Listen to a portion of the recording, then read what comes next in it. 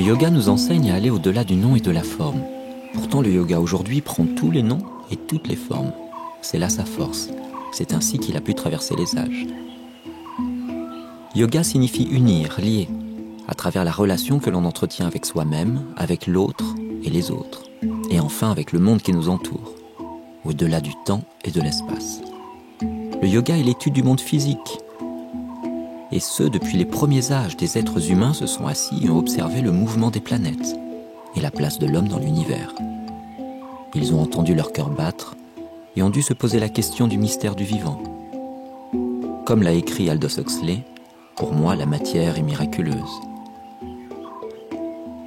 Le yoga sous toutes ses formes est comme un sillon d'expérience, de connaissances, creusé dans la roche par tous ceux qui y ont contribué d'une manière ou d'une autre. Les 5000 ans d'histoire sont un gage de qualité, de fonctionnabilité, une preuve par l'expérience de l'efficacité de la méthode.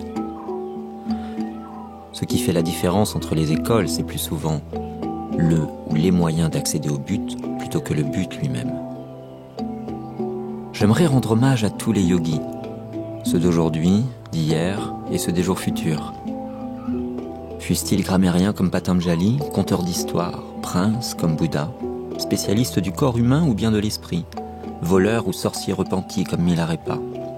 Qu'ils soient de ceux qui montent des écoles ou de ceux qui n'en sont pas, je rends un humble hommage à tous ceux qui contribuent à faire perdurer cette fabuleuse discipline. À moins que ça ne soit pour vous qu'une philosophie ou une hygiène de vie, le yoga sera ce que vous voulez qu'il soit pour vous. Malgré toutes les formes qu'il prend, il y a quelque chose d'immuable qui demeure.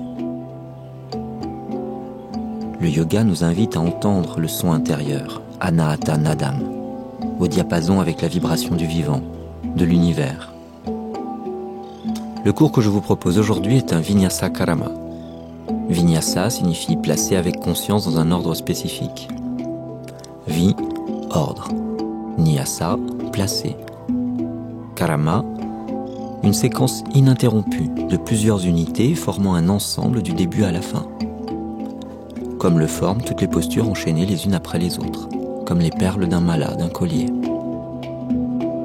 Même si l'enchaînement vous semble difficile, soyez doux avec vous-même et faites du temps votre meilleur ami.